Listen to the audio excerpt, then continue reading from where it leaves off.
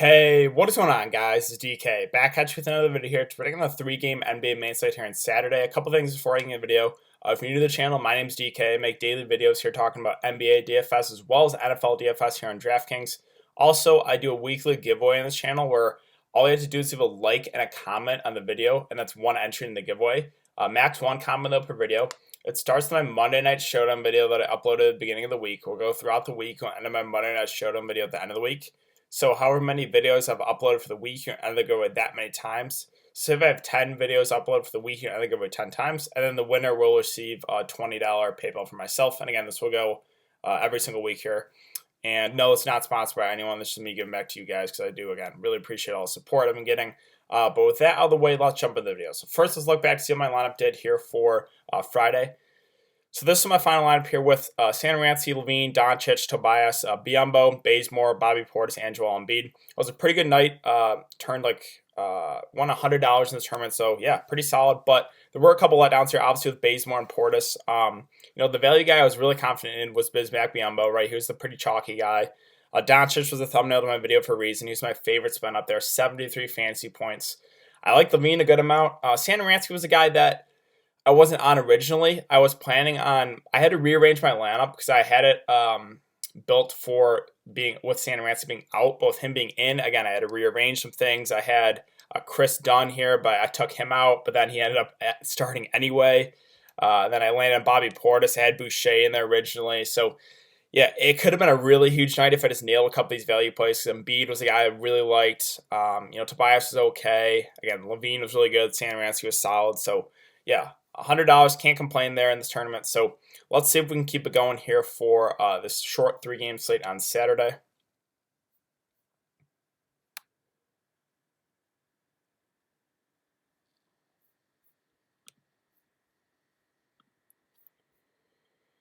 Before we get into the prices, let's look at the over-unders and the spread. So the Denver-Sacramento game is not on the main slate. That will be a showdown slate. So we only got three games here. Pacers-76ers at 208 with the 76ers favored by 4.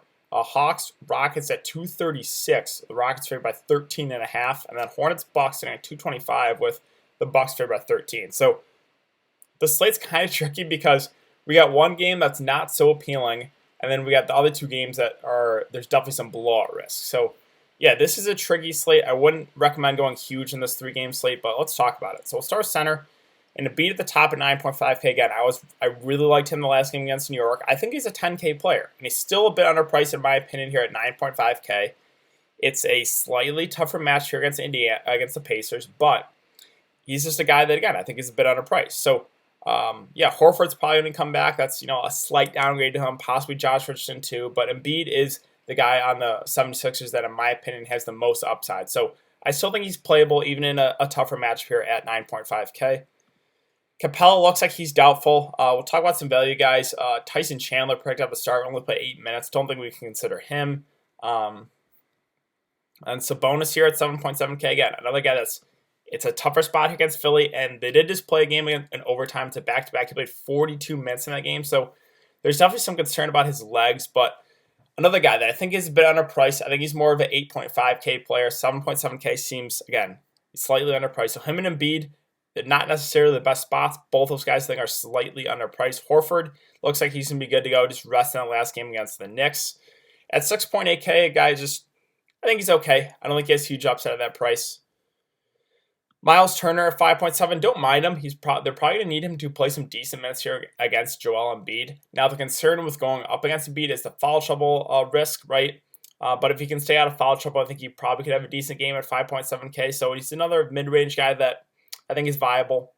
Brook Lopez, I just never feel great about these secondary Milwaukee pieces with everyone healthy. I always kind of look to Giannis, and that's kind of it. But it is a three-game slate, so we have to consider these guys.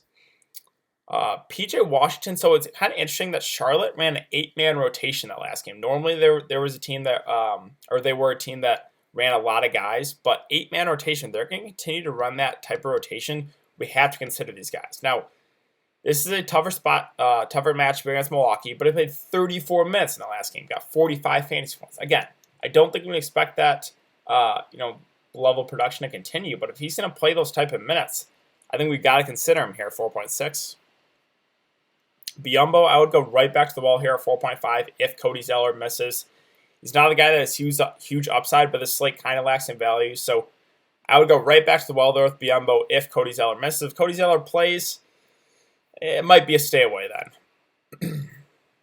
Other options, Fernando, probably not for me. Ilyasova is always a guy that will play like 15 to 20 minutes, and he can get you there in that time. So, yeah, he's viable. Damian Jones, okay, right? Tyson Chandler, probably not for me. Gary Clark did play, 29 minutes. I kind of ran some small ball with him at the 5. If Capella's out again, which he is doubtful, I think he's actually playable as a value guy, right? Played 29 minutes in the last game. I don't think they want to run Tyson Chandler out there a lot, right? He only played 8 minutes. So Garrett Clark is a value guy that I think would be very much in play if Clint Capella misses. Hartenstein was a guy that did pick up a little bit of run with no Capella, only 10 minutes. So again, I think my preferred target would be Garrett Clark. Alex Len, so this is tricky because he was very, very limited those before the last game, right? 8 minutes and 4 minutes. And then the game against the Pacers played 29 minutes. So the minutes are all over the place for him. I think he's more of a GPP option just because, again, we don't know what his minutes are going to be like. If he hits that high end, if he hits like mid-20s minutes, he could crush this price tag. So he's someone to play definitely for GPPs. Let's move on to power forward. So Giannis at the top here at 11.8K. It's always kind of my same analysis with Giannis. It's, do you think Charlotte can keep this game close? If you do, I think Giannis is a pretty solid spin up. If you don't, he probably is not going to get you there in 3 quarters. So, yeah, it's whether or not you think Charlotte can keep it close. Again, there's 2 games in this. There's one game that's pretty unappealing with Philadelphia and the Pacers, and there's 2 games with definitely some blowout rest. So this is a tricky slate. Again, I have no issue with Giannis' spin up. It's just whether or not you think Charlotte can keep this game close. Let's see, other options like Jabari at 6.7K. It's a good spot. I have no issue if you want to go there. I just don't feel great about it. Tobias Harris with everyone healthy on the Philly side. I got another guy that's just okay, like him and Horford. If you want to go there, not going to talk you off them. I just don't think they stand out as great plays.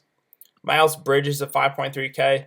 Again, they ran an 8-man rotation. That's someone to keep an eye on. If they're going to continue to run an 8-man rotation, we got to consider these guys. But it is a back-to-back.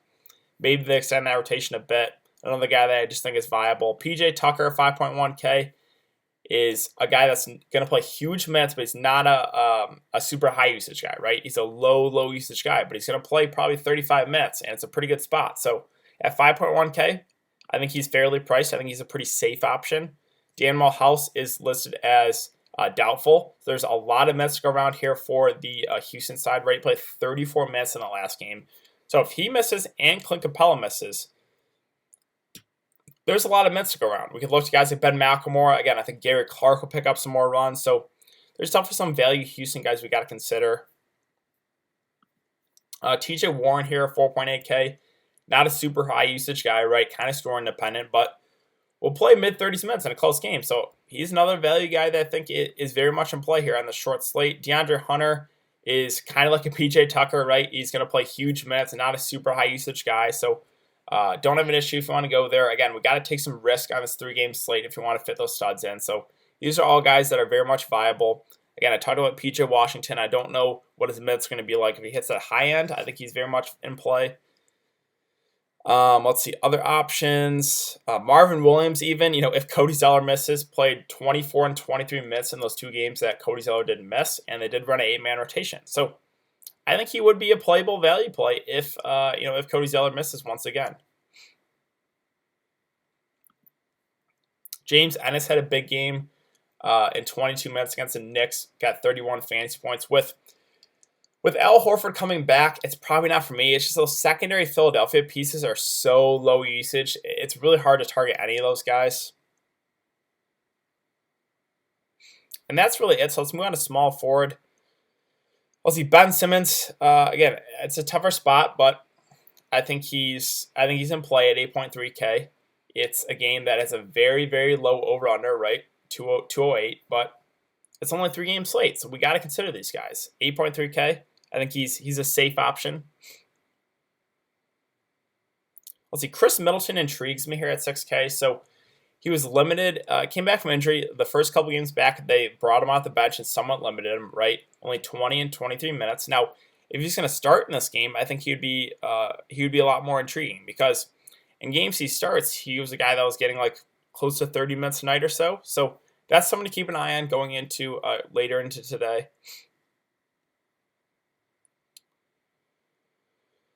The secondary Milwaukee pieces, I just don't know if I want to do it. I think DiVincenzo's viable, but with Chris Middleton, maybe they're bumping his minutes back up. I think, kind of takes DiVincenzo out of play.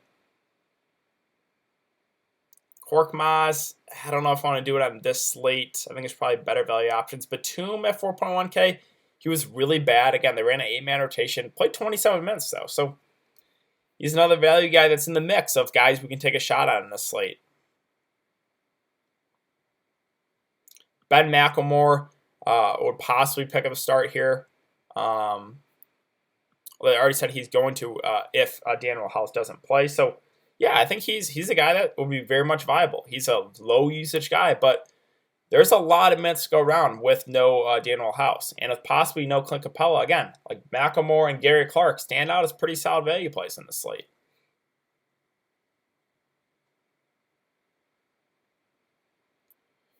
I think that's about it, though. So let's move on to shooting guard. Harden at the top. Again, kind of the same analysis here with with Giannis. No issue with him. It's, do you think Atlanta can keep it close? If you do, I think Harden is a really solid spend up. And again, it's a 3-game slate, so you got to take some shots here. It's a really close call with Harden versus Giannis. They're both in good spots.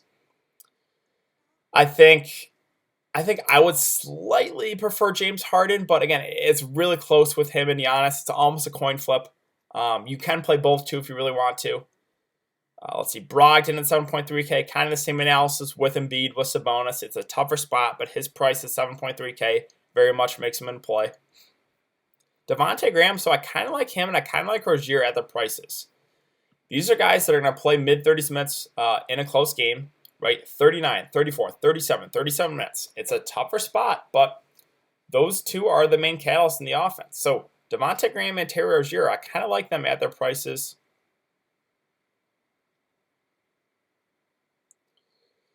Other cheap options, Bembry played, 41 minutes? The minutes have been all over the place for him, right? 32, 16, 22, 41. So he's a guy that's more suited for GPPs because the minutes are, again, all over the place.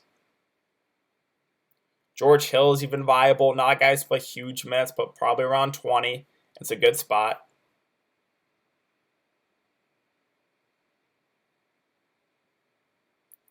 I think that's about it for shooting guards. Let's move on to point guard. I already talked about liking Harden. Westbrook at 9.3K. The price is coming up, but he's been solid recently.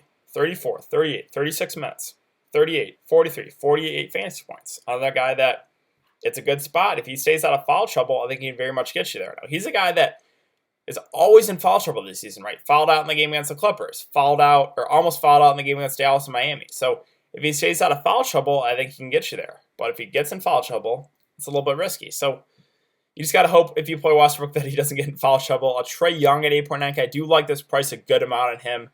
Another guy that, if Atlanta's going to keep this game close, he's going to have a big game. It's an up-tempo game. Now, the concern is this game is a back-to-back.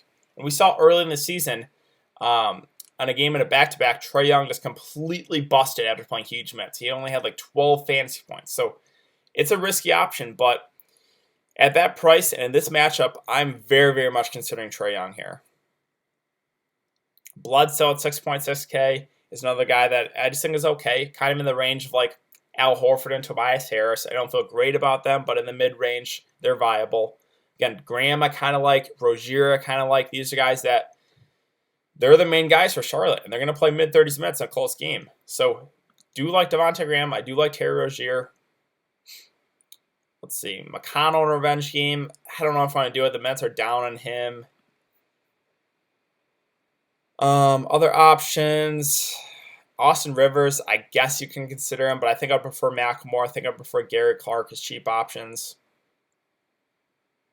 And that's really it. So, yeah, this 3-game slate, again, I wouldn't go huge on it. There's one game that's not very appealing for DFS purposes, right? A low over-under with the Pacers and the 76ers. And you got 2 games that have some blowout risk with the Hornets, Bucks, and the Hawks and Rockets. But I think that's going to do it for today's video, guys. So if you have been enjoying the content, would really appreciate if you could like this video and subscribe. Again, if you want to get entered in the giveaway, all you have to do is leave a like and a comment in the video. It's one to your giveaway. I will be back for another video to break down the NBA main slate here on Sunday. Probably not going to be live streaming since it's only a 3-game slate. I can tweet out a player pool if you guys would like that for this slate.